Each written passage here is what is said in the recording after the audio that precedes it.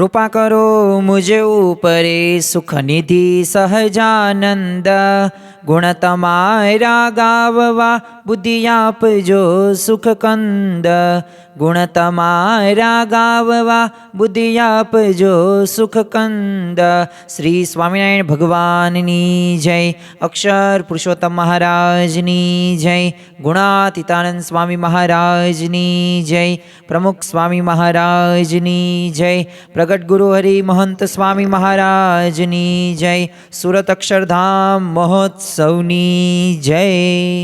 दरेक दिव्य हरिभक्तों ने भाव भर्या जय स्वामी नारायण। આજની સભાની અંદર ઉપસ્થિત એવા અબાલ વૃદ્ધ એ દરેક દિવ્ય ભક્તોને ભાવભર્યા જય સ્વામિનારાયણ। આજે આપણે ભગવાન સ્વામિનારાયણના એવા 4 દિવ્ય કાર્યોની ગાથા સાંભળવાની છે। આજે આપણે કલાક 2 કે 3 કલાક સુધી આ ગાથા સાંભળવી નથી, પરંતુ ટૂંકમાં અને સરસ મજાના રસપ્રદ એવા 3 થી 4 પ્રસંગો દ્વારા સ્વામિનારાયણ ભગવાને જે માનવ જાતિ ઉપર જે ઉપકારો કર્યા છે અને જે આપણે સ્વામિનારાયણના સત્સંગી થયા છીએ અને ખરેખર આપણને એ દરેક પ્રકારનું સુખ એ આપણને અત્યારે મળી રહ્યું છે, તો એનો આભાર આપણે માનવો જોઈએ। અને એ સ્વામિનારાયણ ભગવાને એવા કાર્યો કરેલા છે। આમ તો ઘણા બધાય કાર્યો કરેલા છે, પણ મુખ્ય એવા 4 કાર્યોની અંદર એ દરેક કાર્યો સમાઈ જાય છે। આમ તો સતત 49 વર્ષ સુધી આ પૃથ્વી ઉપર વિરાજમાન રહીને ભગવાન સ્વામિનારાયણે અનેક દિવ્ય કાર્યો કરીને એક સમસ્ત એક માનવ જાતિ ઉપર એક એમની કરુણા વર્ષાવી છે। અને આ કરુણાના દર્શનો આપણને વિવિધ પ્રસંગો દ્વારા આપણને ખ્યાલ પણ આવે છે। એમની ભક્ત વત્સલતા હોય કે એમનો દયાભાવ હોય કે એમને એ ભક્તો હોય કે સંતો હોય એમના ઉપર જે કૃપા કરી હોય, તો એ બધાય પ્રસંગોથી આપણે પરિચિત હશું। આમ તો એમના અગણિત દિવ્ય કાર્યો છે। આજે આપણે એમની સમીક્ષા કરવીને એ એક આમ મેરુ તુલ્ય ગણી શકાય, પણ એક મેરુમાંથી એક સામાન્ય એવો નાનો પથ્થર આપણે લઈએ અને એ પથ્થર પણ આપણે જો સમજવાનો પ્રયત્ન કરીએ ને તો મેરુ પર્વત આખો સમજાઈ જાય। તો એમ ઘણા બધા એક આપણને સંસ્મરણીય કાર્યો સ્વામિનારાયણ ભગવાનના છે, પરંતુ એમના બધા કાર્યોમાંથી આપણે 4 એવા દિવ્ય કાર્યોની વાતો આજે કરવી છે। આ 4 દિવ્ય કાર્યો એક બીજા કરતાં કેમ અલગ છે? જો ભગવાન સ્વામિનારાયણે કોઈ એવા મહાદાનવ કે મહારાક્ષસો એમનો વિનાશ નથી કર્યો, પણ આપણામાં રહેલા એ રાવણ કે કુંભકર્ણ કે કર્ણ એવા જેવા અહંકારી જે પુરુષો છે, જે અહંકારી જે માણસો છે, એ જે ભૂતકાળની અંદર એ મહાભારત કે રામાયણની અંદર થઈ ગયા, કે આપણા ઇતિહાસના એક સુવર્ણ અક્ષરથી એમના નામો નથી લખાણ્યા, પરંતુ એમના નામો એક નકારાત્મક દ્રષ્ટિથી, નકારાત્મક વિચારથી, નકારાત્મક શબ્દોથી એ ઉચ્ચારવામાં આવે છે। તો એ બધાયનો વિનાશ સ્વામિનારાયણ ભગવાને કરેલો છે। આપણામાં રહેલો એ લોભ, કામ, ક્રોધ, મોહ, મત્સર, એ 5 વિષયો પ્રત્યેની આસક્તિ, એ દરેક પ્રકારના બંધનોમાંથી કઈ રીતે મુક્ત થઈને ભગવાનમાં આપણે જોડાવું, એની વિશેષ વાતો એ સ્વામિનારાયણ ભગવાને કરી છે, ને એમાં એક પરિવર્તન કર્યું છે। પ્રથમ હસ્તે આપણે એક કાર્યની વાત કરીએ, અને એ કાર્ય એટલે કયું? તો જીવન પરિવર્તનના એ કસબી છે ને શ્રીજી મહારાજ છે। એક અત્યારનો કોઈક બાપ હોય ને, એ પોતાના દીકરાની હેરસ્ટાઈલ પણ બદલાવી શકતો નથી। એક માતા એ પોતાની પુત્રીને એમ પણ નથી કહી શકતી કે તારે સાસરે જઈને આમ નહીં કરવાનું। આજે કોઈ પણ એ વ્યક્તિને કંઈ કહેવાતું નથી। એનું પરિવર્તન કરવાની વાત તો તમે જવા દો, એ તમારું સાંભળવા માટે પણ તૈયાર નથી। પરંતુ શ્રીજી મહારાજનું એક દિવ્ય એવું કાર્ય હતું કે આખું જીવન પરિવર્તન કરી નાખે। એક કસણીમાં પસાર કરે અને એ કસણીમાંથી પસાર થઈને એક સરસ મજાનો ઘાટ એક બની જાય, અને જે ભગવાનને ગમતો હોય ને એવો ઘાટ એ શ્રીજી મહારાજે ઘડ્યા છે।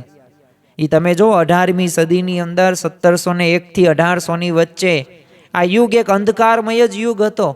કારણ કે તમે જો સામાજિક હોય કે ધાર્મિક હોય કે સાંસ્કૃતિક હોય કે રાજકીય હોય, આ બધોય અંધકારનો સમય આપણને એ 17 થી 18મી સદીની અંદર જોવા મળે છે।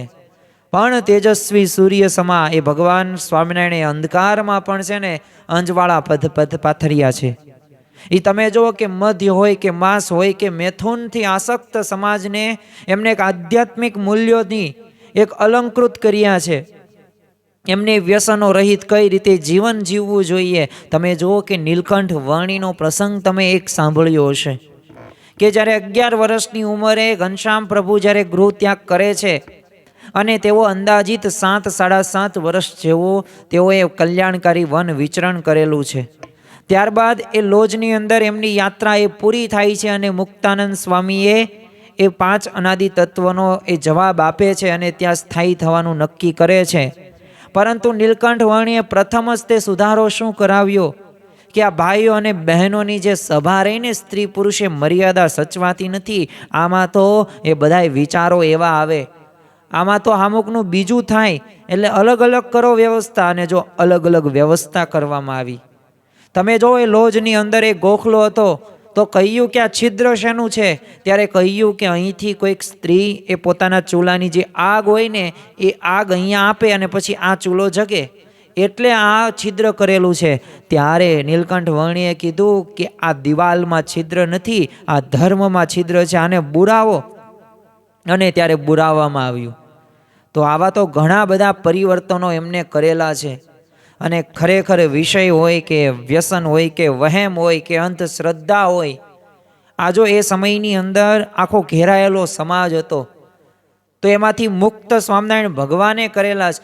આ માત્ર વ્યસનો નહીં, કેટલાય દાનવ જેવા સ્વભાવ પણ એ સ્વામિનારાયણ ભગવાને સુધાર્યા છે. અને ખરા અર્થની અંદર એ ઉત્તમ મુમુક્ષુ કોને કહેવાય તો એની સાચી વ્યાખ્યા એ સ્વામિનારાયણ ભગવાને આપેલી છે. આમ તો ઘણા બધા ઉદાહરણો છે, પણ આજે આપણે સમયની મર્યાદાથી હોવાથી આપણે આજે થોડાક જ એવા પ્રસંગો જોવાના છે. કારણ કે આજે આપણે એવા 4 દિવ્ય કાર્યોની ગાથા સાંભળવાની છે અને 4 દિવ્ય એ કાર્યોની ગાથામાં આપણે 1-2 પ્રસંગ જોશું, જેથી આપણને પણ ખ્યાલ આવે કે ખરા અર્થની અંદર સ્વામિનારાયણ ભગવાને આપણા ઉપર કેવા ઉપકારો કરેલા છે.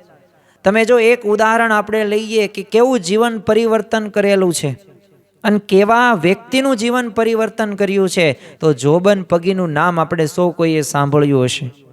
એ વરતાલના એ ખૂનખાર લૂંટારો એ આ જોબન પગીની એક હાંક હોય ને એ ભલભલા શૂરવીરોના હાજા ગગડાવી નાખતી. તમે જુઓ કે છેક કોલકાતા સુધી આમ જોબનનું તીર ચાલે. ખાલી તીરમાં લખેલું હોય કે જોબનનું નામ લખ્યું હોય, એ તીર લઈને તમારે જવાન છૂટ, તમને કોઈ રોકે નહીં, તમને કોઈ બોલાવે પણ નહીં, તમારી આગતા સ્વાગતા જ થાય. તો આમ કેમ આપણે પાસપોર્ટ હોય ને આપણને અન્ય દેશની અંદર જવા દે, તો એવી રીતે તો આ જોબનનું તીર ઠેઠ ક્યાં સુધી ચાલે? કોલકાતા સુધી ચાલે. અને જોબનના નામ માત્રથી લોકો છે ને પોતે ત્રાસ અનુભવે. ખાલી નામ સાંભળે ને ત્યાં જ તે પોતે બીકમાં આવી જાય, ડરનો એક માહોલ ઊભો થઈ જાય. એવા જોબન પગીએ ભગવાન સ્વામિનારાયણે અનન્ય ભક્ત બનાવીને એમને સદાચારી જીવન જીવતો કર્યો છે.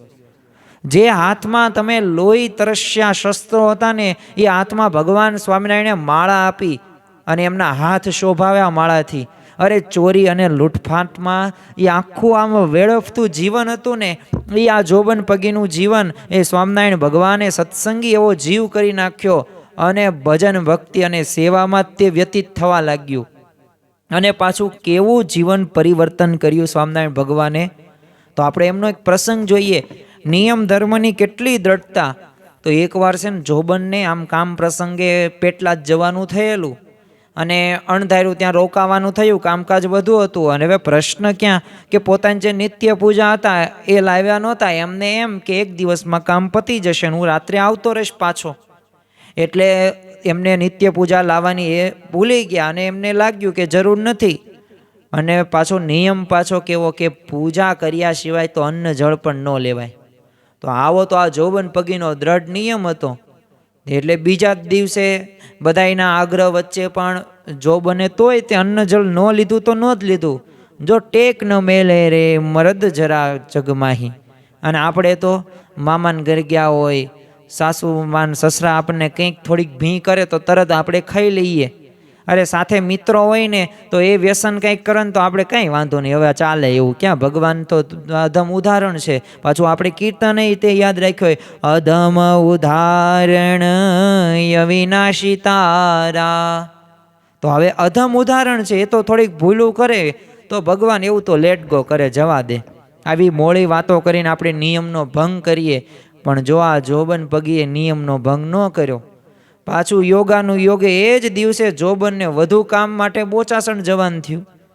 એટલે પ્રથમ તો પેટલાદ ગયા, ન્યા રોકાણા, પાછું બીજા દિવસે પાછું બોચાસણ જવાનું થયું. તે બોચાસણમાં અવકાશીદાસ મોટાએ જોબન માટે રસોઈ પણ બનાવડાવી હતી.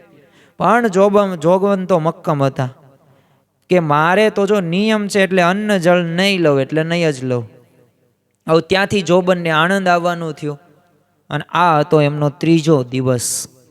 3 દિવસથી એ અન્ન જળ વિનાના એ જોબનને આણંદના એ જ્ઞાતિજનોએ ભોજન લેવા બહુ આગ્રહ કર્યો, પણ જોબન પગી ત્યાંય ટસના મસ નથી થતા. જો આપણે એ આ બધા લોકોને રાજી કરવા પ્રયત્ન કરીશું ને તો એનાથી ભગવાન પ્રસન્ન નહીં થાય, પણ એક ભગવાનને અને સંતને પ્રસન્ન કરીશું ને તો બીજા બધાય રાજી થયા કે ન થયા, લોક ક્યારેય રાજી થવાનો નથી. એ લોક માટે તમે ગમે એટલું કરશે, કારણ કે બધાય સ્વાર્થ ભરેલી દુનિયા છે. બધાય પોતાના સ્વાર્થ પોતે સાધે છે. સ્વાર્થ હોય ને ત્યાં સુધી લોકો બોલાવે, પછી તો કોઈ ક્યાં કોઈ સામે જોવે જ છે. અરે તમે ગમે તેટલું સારું કામ કર્યું હોય, પણ તમારામાંથી આત્મા વહી જાય તો તમને 2 દિવસે ઘરમાં રાખે છે? નથી રાખતા. અરે ફોટામાં હાર બદલે ક્યારે શ્રાદ્ધના દિવસે, બાકી તો એ હાર હોય ને એને તે કરોળિયામ જાળા બનાવીને વહી ગયા હોય. એવો એક તો આમ આપણો ફોટો, એવી એટલી મેલી ધૂળ, કંઈ તમને ગણકારતા પણ કોઈ નથી તમારા મર્યા બાદ. એટલે જો જ્યાં સુધી શરીરમાં આત્મા છે ને ત્યાં સુધી તમારી કિંમત છે, અને જ્યાં સુધી તમે એને કામમાં આવો છો ને ત્યાં સુધી એમનો સ્વાર્થ છે, ત્યાં સુધી તમે જોડાયેલા છો. બાકી કોઈનું નથી રે. આ ભજન આપણે કીર્તન સાંભળ્યું છે ને એ વાત સાચી જ છે, કારણ કે અંતકાળે સગું નહીં કોયનું રે, મરી જાવું મેલીને ધન માળ, અંતકાળે સગું નહીં કોયનું રે. તો એ અંતકાળે ગમે એટલું ધન સંપત્તિ હશે, બધું મૂકીને આપણે ચાલ્યું જવાનું થશે. કોઈ કંઈ કામમાં આવવાનું નથી જ તે. પણ અહીંયા જો જોબન પગીએ તે નક્કી કરી નાખેલું હતું, નિયમ એટલે નિયમ, અને એમની દ્રઢતા આગળ તો બધા હારી ગયા. અને સાંજે તે જોબન વરતાલ પહોંચ્યો, અને ત્યારે ઘરે જઈને સ્નાન કરી અને નિત્ય પૂજા બાદ અન્ન જળ લીધા. વિચાર કરો કેવી નિયમ ધર્મની દ્રઢતા હશે. પણ જો આ દ્રઢતા હોય તો પૂરું નથી થઈ જતું, ત્યાં ભગવાન અને સંત પણ એટલા જ રાજી થાય છે. હવે આ જોબન પગીની આવી દ્રઢતાના સમાચાર એને ડભાણમાં શ્રીજી મહારાજ વિરાજમાન હતા, અને તેઓએ જોબનને હવે રૂબરૂ મળવાની પોતે અધીરા થઈ ગયા. અને મારતી ઘોડીએ તો વરતાલ પધાર્યા, અને પાછું જોબન પગીને જોયો ને એટલે શું કીધું, વાહ જોબન, આવું કીધું ને મહારાજ એને ભેટી પડ્યા. અને ત્યારે આ જોબન પગી તો એ પોતે એમની શ્રીજી મહારાજની પ્રસન્નતા જોઈને પોતે કૃતાર્થ થઈ જાય છે. તો જો જીવન પરિવર્તનના એક આવા વિરલ કસબી હતા ભગવાન સ્વામિનારાયણ. અને ઝવેરચંદ મેઘાણી તો એમનું જન્મટીપ નામના પુસ્તકની અંદર તે આમ પ્રસ્તાવનાની અંદર જ તે આ જોબન પગી વિશે લખે છે કે માણસ જેવા માણસને છે ને ધારિયાની ધારે મારીને ટુકડા ટુકડા કરીને એને છે ને લાપતા બનાવી દેવો. એમને મન તો રીંગણા છે ને બાફ્યા બરાબર છે. અને એ ચોર ડાકોના રાજા એ જોબન પગી વરતાલ હતો, અને એને ભગવાન સ્વામિનારાયણે પાપ મેલાવીને હાથમાં માળા પકડાવી. તો જો આવા તો ઘણા બધા જીવન પરિવર્તન એ ભગવાન સ્વામિનારાયણે કરેલા છે. અને પાછું એવા વ્યક્તિઓને પાછી એવી ઉચ્ચ આધ્યાત્મિક સ્થિતિએ પણ પહોંચાડ્યા છે. અને સમાજમાં પાછી શાંતિ સ્થાપીને એ તો પાછી બોનસની વાત છે. એ તો આપણે એમનો આભાર ગણી શકીએ. પણ જો આ રાવણ જેવા, કુંભકર્ણ જેવા, એ આવા જો અહંકારોને દૂર કરવાને, એ પરિવર્તન કરવું ને, એ શ્રીજી મહારાજે કરેલું છે. અને આ જોબન પગી એકનું નહીં, આવા તો ઘણા બધા મુમુક્ષુ હરિભક્તોનું પરિવર્તન શ્રીજી મહારાજે કરેલું છે. ખરેખર એમના દિવ્ય કાર્યો એ આપણે પણ યાદ રાખવા જોઈએ.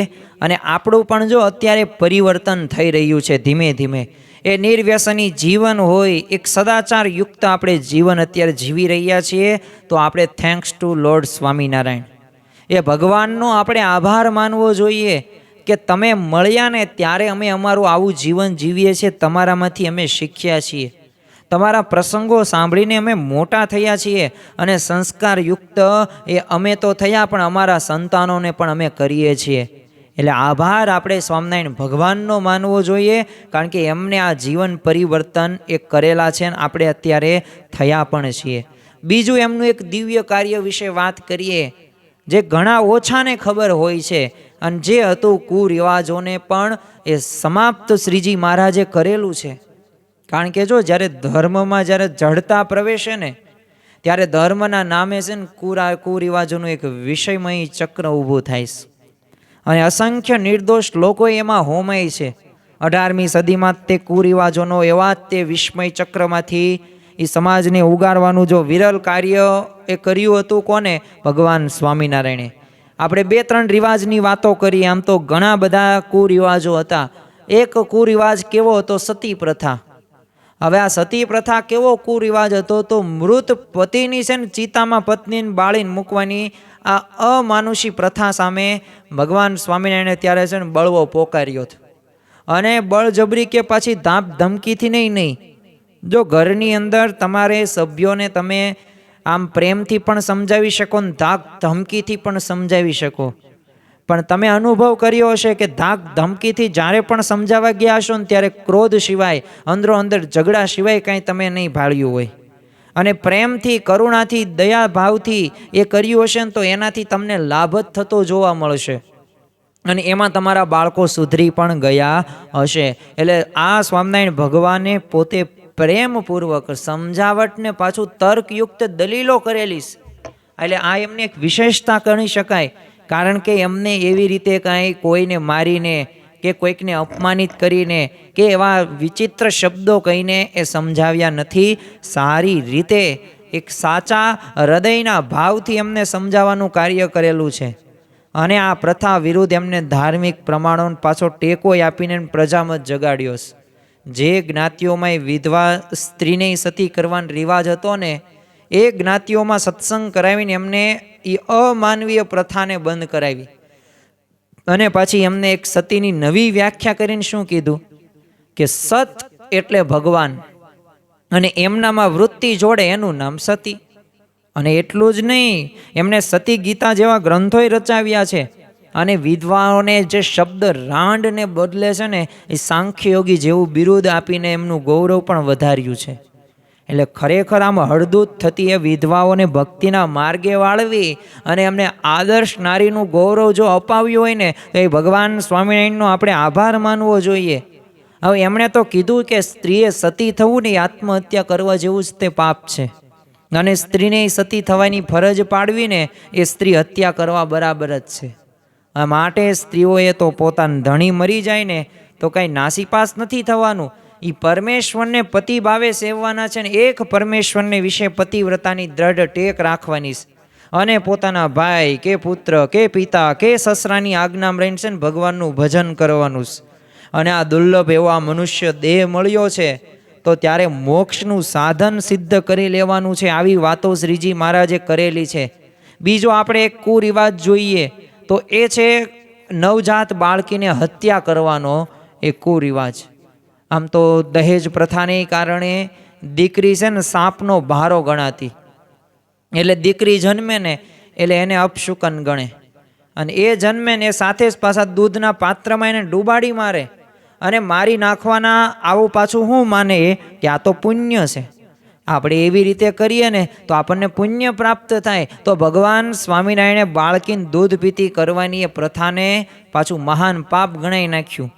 એ બાળ હત્યા હોય કે સ્ત્રી હત્યા હોય કે ભ્રૂણ હત્યા હોય, આ બધી તે પ્રથામાંથી સમાજને ઉગરવા માટે છે ને એ ઘરોઘર સ્વામિનારાયણ ભગવાને એ જાગૃતિનો એ નાદ એ પોકાર્યો છે.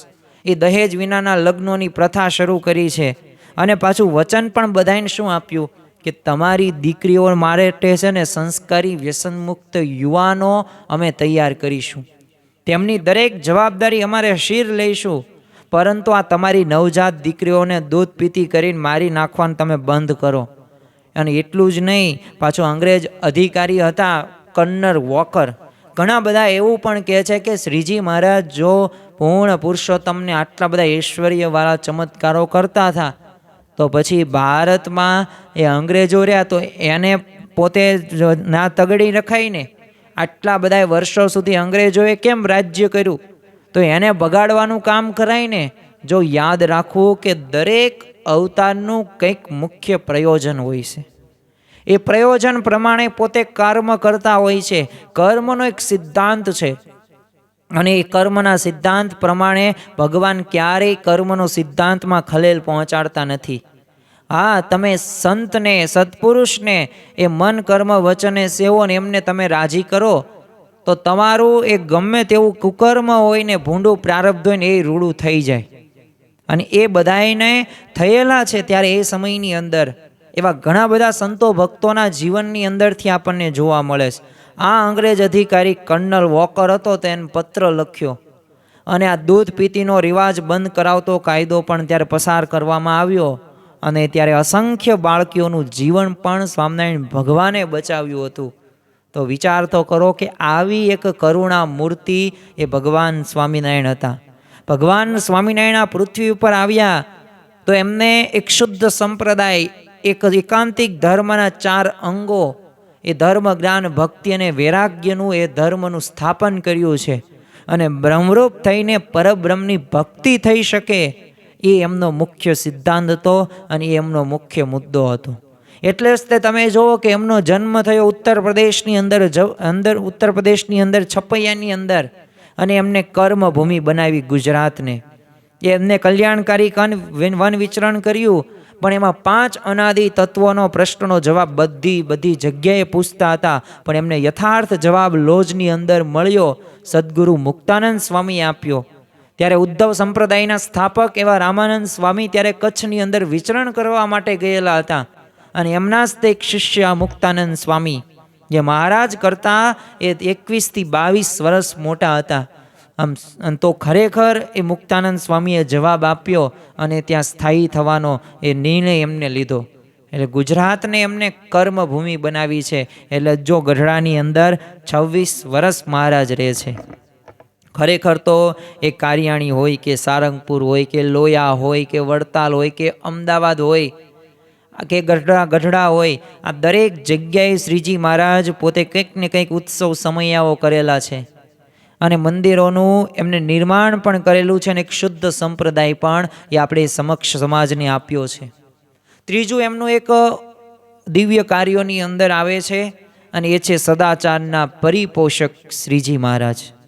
સદાચારી જીવન જીવવું ને બહુ અઘરી વાત છે. આજે તમે ગમે તે બોલી શકો, જોઈ શકો, વાંચી શકો, કર્મ પણ કરી શકો, પણ એક સદાચારી, એક ધર્મયુક્ત જીવન જીવવું ને અઘરી વાત છે. નિયમમાં રહેવું કોઈને ગમતું નથી, પણ શ્રીજી મહારાજે સદાચાર એમને કરેલું છે. તમે વિચાર તો કરો કે એકાંતમાં પણ સ્ત્રીનો યોગ થવા છતાંય તે એ પોતાની મર્યાદાનું ઉલ્લંઘન ન કરે ને, એવા સંયમી ભક્તો છે ને ભગવાન સ્વામિનારાયણે પકવ્યા હતા. અને એવા જ એક ભક્તની આપણે વાત કરીએ અને એમનું નામ છે સુરા ખાચર. હવે આ લોયા ગામના ગામ ધણિયા સુરા ખાચર એટલે ભગવાન સ્વામિનારાયણે આપેલા એ સંયમ નિયમોનો એ શીર સાંટે આ પાળનાર ભક્તરાજ હતા. અને સુરા ખાચરની આ ટેકની એ નામના સૌરાષ્ટ્રના એ દરબારોમાં પ્રસરી ગઈ હતી. અને જસદણ દરબાર વાસુર ખાચરે લાગ્યું કે આ કળયુગમાં છે ને આ સંભવે જ નહીં. એટલે એમને સુરા ખાચરને ભ્રષ્ટ કરવાનું મનોમન નક્કી કરી લીધું અને ષડયંત્ર રચવામાં આવ્યું. મધરાતનો સમય હતો. હવે ચારેય બાજુ નિશબ્દ એવું શાંતિ છવાઈ ગઈ. આમ આખું જસદણ હતું ને એ ગામ આખું ઘોર નિંદ્રામાં સૂતું હતું. હવે આજે તે કામ પ્રસંગે જસદણમાં આવેલા સુરા ખાચર પણ ઘસઘસાટ ઊંઘતા હતા. અને ષડયંત્ર પ્રમાણે એવામાં જ તે બારણે ટકોરા પડ્યા અને બંધ ઓરડામાં સૂતેલા સુરા ખાચર તો જાગી જાય છે. અને કીધું કે કોણ છો તમે?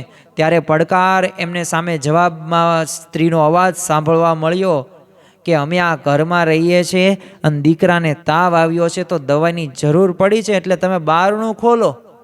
હવે સ્ત્રીનો અવાજ સાંભળ્યો, પરંતુ આ સુરા ખાચર તો પોતે દયા ભાવનાવાળા હતા, એટલે એમને બારણું ઉઘાડ્યું અને એક રૂપવંતી સ્ત્રી અંદર પ્રવેશ કર્યો.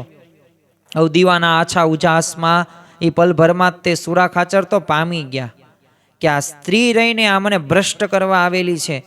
અને એના તે એ રૂપ લલનાને હલચીને એ ચેષ્ટાની શરૂઆત એને કરી.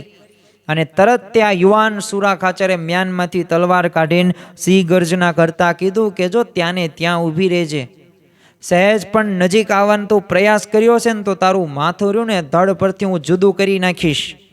વિચાર કરો, સામેથી આવું પ્રલોભનો આવ્યું છે અને પાછું છતાં પણ એ આવી શૂરવીરતા દેખાડે છે. જો શૂરવીરતા હોવી જરૂરી છે. અને પલભરમાં જ તે ઘૂંટણીએ પડીને સ્ત્રી પોતે કરગરતી કબૂલ કરવા લાગી કે આ જસદણના ઠાકોર સાહેબની સૂચનાથી મેં આમ કર્યું છે. અને સુરા ખાચર ત્યારે ગરજી ઉઠ્યા કે જો હું સ્વામિનારાયણનો ભગવાનનો શિષ્ય છું, મારે મન તો પારકી સ્ત્રી માત્ર બહેન છે, માતા અને પુત્રી તુલ્ય જ છે ને હટી જાય એક બાજુ બહેન. અને એ જ ક્ષણે સુરા ખાચર પોતે ત્યાં રોકાતા નથી ને મારતી ઘોડીએ તે ત્યાંથી નીકળી ગયા. અને સુરા ખાચર સીધા ગરડા પહોંચ્યા અને એમને જોઈને મહારાજે શું કીધું? સભા અઠડોઅઠ ભરાણી બેઠી હતી, સંતો ભક્તો બેઠા હતા અને વાત કરી કે અમારા જતી આવ્યા. અને એકાંતમાં એમને સ્ત્રીનો યોગ થયો ને તો એ ભ્રષ્ટ ન થયા. તો જો આવું એક પર્વત પ્રાય સંયમી જીવન જીવનારા એ આ સુરા ખાચર એક નહોતા, લાખો ભક્તોને ઘડનારા પ્રેરણા મૂર્તિએ ભગવાન સ્વામિનારાયણનું જીવન કેવું ઉચ્ચ હશે કે એમને આવા ઘડતરમાં એ બધા ભક્તોને કસણીની અંદર એ બહાર અને સંયમ નિયમના પાઠો શીખવ્યા છે. જો યાદ રાખવું કે પૈસા આપીને તમારું દારિદ્રપણું છે ને દૂર થઈ શકે, સત્તા આપીને તમારું માન એ જાળવી શકાય, પણ તમારામાં પરિવર્તન કરવું ને એ અઘરી વાત છે ને. એ પરિવર્તન રહ્યું ને એ ખરેખર શ્રીજી મહારાજે કરેલું છે. અને આ સભાનો આપણો છેલ્લો મુદ્દો એટલે કે ચોથું કાર્ય સ્વામિનારાયણ ભગવાનનું, અને એ હતું શુદ્ધ આધ્યાત્મિક સિદ્ધાંતના બોધક શ્રીજી મહારાજ. ઘણા બધા કાર્યોના એ મહાયજ્ઞ કરનાર આ સ્વામિનારાયણ ભગવાનનું એક સૌથી મહાન કાર્ય આપણે ગણી શકીએ, કારણ કે શુદ્ધ સિદ્ધાંતનું પ્રદાન રહ્યું ને એ અગત્યનું છે. Ethics is the most important in our life. સિદ્ધાંત રહ્યો ને એ આપણા જીવનનું એક અગત્યનું કાર્ય છે. એક વખત ભગવાન સ્વામિનારાયણ સમક્ષ છે ને એમના પરમહંસ શિષ્ય બધા બેઠા હતા અને ત્યાગ અને તપ ને તિતિક્ષા સહિષ્ણુતાના 114 આકરા પ્રકરણોમાંથી પસાર થયેલા આ મહાન સંતોની ભગવાન સ્વામિનારાયણ પ્રત્યે એક અનન્ય ભક્તિ હતી. અને વાર્તાલાપ દરમિયાન એમણે પોતાના પ્રાણ પ્યારા ઈષ્ટદેવને પૂછ્યું કે જો અમે હજુ કેવી કઠોર સાધના કરીએ કે જેનાથી આપ પ્રસન્ન થાવ? આપ કહો ને તો અન્ન ન ખાઈએ, તમે કહેતા હોય ને તો જળનું ટીપું ન પીએ, અરે તમે આજ્ઞા કરો ને તો આંખનું મટકું પણ ન મારીએ, અને તમે કહો ને તો જંગલમાં જઈને રહીએ, તમે કહો ને એ અમે કરવા માટે તૈયાર છીએ, બોલો અમે શું કરીએ? અને 114 પ્રકરણોના ખાલી નામ સાંભળીએ ને ત્યાં જ ખ્યાલ આવે. હું તમને એક પ્રકરણનું નામ કહું, ગોળાનું પ્રકરણ. હવે ગોળા પ્રકરણ એટલે શું? તો આ ગોળા કાંઈ લાડવા નહીં ખાવાના. કોઈક ભિક્ષામાં આવ્યું હોય એ નદીની અંદર ઝપકોળવાનું, ક્યાં સુધી ઝપકોળવાનું? ગળ્યો ખાટો તુરો તીખો બધોય સ્વાદ વહી જવો પડે. અને એ કૂતરાને સૂંઘાડવાનું, જો કૂતરું ન ખાય ને પછી ખાવાનું. આવું ગોળાનું પ્રકરણ એક હતું. આવું એક નહીં, બીજું પ્રકરણ ઘૂમટો તાણવાનું. હવે કોઈક સ્ત્રી હોય જેમ લાશ કાઢે તો એવી રીતે સંતોએ આવી રીતના કરવાનું, પરમહંસો માટે આવી રીતના. વિચાર તો કરો, જ્યાં માન મળે ત્યાં રહેવાનું નહીં. અરે તમને શરીરે ખંજોળ આવે તો ખંજોળવાનું પણ નહીં. તો આવા સાપ હોય કે વીછી હોય એ શરીરે આવે ને તો એને એમનામ રહેવા દેવાનું, ને તગડવાનું નહીં. સાપ શું આપણને આશીર્વાદ કે કથા સાંભળતા આવતા હોય? ન આવે ને, એ તો ડંખ પણ મારે. પણ છતાં પણ જો શ્રીજી મહારાજે આવા પ્રકરણો અમુક તો આપણા મનમાં બેસે જ નહીં, બુદ્ધિમાં બેસે નહીં, એવા પ્રકરણો ચલાવ્યા. ખરેખર એમના એક એક પ્રકરણોમાંથી આપણને કંઈક ને કંઈક વિશેષ પ્રેરણા પ્રાપ્ત થાય છે. અરે સદગુરુ મુક્તાનંદ સ્વામીએ તો એ લીમડો વાટીને પીવાનું શરૂ કરી દીધેલું. કોઈક કે સંતોએ કીધું તમે કેમ આવું પ્રકરણ તો ચાલતું નથી? ત્યારે મુક્તાનંદ સ્વામીએ શું કીધું, જો ભવિષ્યમાં મહારાજ એવું પ્રકરણ ચલાવે કે તમારે છે ને લીમડો વાટીને એ પછી એનું જે પાણી હોય એ તમારે પીને તે સમાગમ કરવાનો, બીજું કાંઈ ખાવાનું નથી, તો હું અગાઉથી એવી તૈયારી કરું છું જેથી ભવિષ્યમાં વાંધો ન આવે. તો બોલો, આવી તો પૂર્વ તૈયારી આ જે સદગુરુ સંતો હોય કે પરમહંસો હોય, સંતો હોય, ભક્તો હોય, આ બધા કરતા હતા. અને કરુણામૂર્તિ ભગવાન સ્વામિનારાયણે જો આ બધાએ સંતોની આ શુદ્ધ ભક્તિને બિરદાવીને શું કીધું કે જો એ બધું જ તમે કરી શકો એમાં કંઈ શંકા નથી, પરંતુ જે કરવાનું છે ને તે કંઈક અલગ છે. અને એમ કહીને એ ગંભીર સ્વરે છે ને સ્વામિનારાયણ ભગવાને કીધું કે તમે તમારી જાતને આત્મા માનો, આ શરીર તમારું સાચું સ્વરૂપ નથી, તમે દેહ નથી, શુદ્ધ ચૈતન્ય રૂપ આત્મા છો, અને આત્મા રૂપ થઈને તમે પરમાત્માની ઉપાસના કરો ને એ જ મુક્તિનું રહસ્ય છે. એટલે જ તે જો શિક્ષાપત્રીની અંદર શ્રીજી મહારાજે કીધું નિજાત્માનમ બ્રહ્મરૂપમ દેહત્રિય વિલક્ષણમ. તો ખરેખર આ એમની એક કૃપા દ્રષ્ટિ કહેવાય. અને મહંત સ્વામી મહારાજે પણ સત્સંગ દીક્ષા ગ્રંથની અંદર એમણે આ શ્લોક ટાંક્યો છે ને એમનો એ ફેવરેટ શ્લોક પણ છે, પ્રિય શ્લોક એમનો છે આ. તો આ પ્રમાણે આપણે વર્તન કરવાનું છે. તો જો આ હતો ભગવાન સ્વામિનારાયણનો સિદ્ધાંત. અને સમયે સમયે પાછું એમને સમજાવ્યું છે કે બ્રહ્મરૂપ થઈને પરમ બ્રહ્મની ઉપાસના કરો, બ્રહ્મરૂપ થવા માટે બ્રહ્મ સ્વરૂપ સંતનો મન કર્મ વચને પ્રસંગ કરો. હવે આ સિદ્ધાંતનું પ્રવર્તન કરવા માટે તમે જો શિક્ષાપત્રી હોય કે વચનામૃત હોય, એમને ગ્રંથો પણ રચ્યા છે અને ભક્ત સાથે ભગવાનની મૂર્તિ પણ પધરાવીને એ મહામંદિરોનું પણ નિર્માણ કર્યું છે. અને ગુણાતીત એ સંત પરંપરાની ભેટ પણ આપી છે. એ મૂળ અનાદિ અક્ષર મૂર્તિની ભેટ પણ આપણને એ સ્વામિનારાયણ ભગવાને જ આપેલી છે. અને એ જ અક્ષર બ્રહ્મ, એ જ સત્પુરુષ, એ જ બ્રહ્મ એ આપણને વર્તમાન કાળે મહંત સ્વામી મહારાજ રૂપે એ શ્રીજી મહારાજ એ આપણને જોવા મળે છે. એ તમે જો હજારો વર્ષો પુરાણો વેદો ઉપનિષદોનું દોહન કરીને એમાં પડેલા જે મોક્ષના સિદ્ધાંતને મૂર્તિમાન કર્યા છે. અને ખરેખર ભગવાન સ્વામિનારાયણની આપણા ઉપર કૃપા કહેવાય, અમી દ્રષ્ટિ કહેવાય, તો જ આ શક્ય છે. બાકી આપણને સિદ્ધાંત એવો મળે જ નહીં. તો જો આવા તો ઘણા બધા એમના કાર્યો હતા, પણ આજની સભાની અંદર આપણે મુખ્ય એવા 4 કાર્યોની વાત કરીએ. અને આ 4 જે દિવ્ય કાર્યોની ગાથા રહીને એ આપણે યાદ રાખીએ. અને કોઈક કહે ને કે સ્વામિનારાયણ ભગવાન કોણ છે અને સ્વામિનારાયણ ભગવાને શું દિવ્ય કાર્યો કર્યા છે, તો એ કાર્યોની આપણી પાસે એ માહિતી તો હોવી પડે, જ્ઞાન તો હોવું પડે. જો દરેક ધર્મના એ ભક્ત માટે એક મુખ્ય જો પાયાની વાત હોય ને તો પોતાના ધર્મ પ્રત્યેની અસ્મિતા, ગર્વ જગાડનાર એવું જ્ઞાન તો હોવું પડે. જે જ્ઞાનથી એ સામેવાળા વ્યક્તિને જવાબ દઈ શકે. નિયમ, નિશ્ચય અને પક્ષ એ ખરા ભક્તના લક્ષણો શ્રીજી મહારાજે વચનામૃતની અંદર કહ્યા છે. તો પક્ષ કાંઈ એમનામ આવશે નહીં. પક્ષ માટે આપણને આવું જ્ઞાન જોઈશે. તો આ 4 દિવ્ય કાર્યોને આપણે હૃદયની અંદર ધારવાના છે, બીજાને કહેવાના છે અને તૃપ્ત પણ થવાનું છે. તો આજના દિવસે મહારાજ સ્વામીના ચરણોમાં પ્રાર્થના કરીએ કે શ્રીજી મહારાજ, તમે તો જે સિદ્ધાંતનું જ્ઞાન આપ્યું, તમે જે આ 4 દિવ્ય કાર્યો કરેલા છે, આ 4 દિવ્ય કાર્યો પ્રમાણે અમે અમારું જીવન બનાવીને એ તમને તમારો રાજીપો પ્રાપ્ત કરીને એ બ્રહ્મરૂપ થઈને પરબ્રહ્મની અમે ભક્તિ કરવાના અધિકાર બની શકીએ, એ જ આજના દિવસે પ્રાર્થના. શ્રી સ્વામિનારાયણ ભગવાનની જય.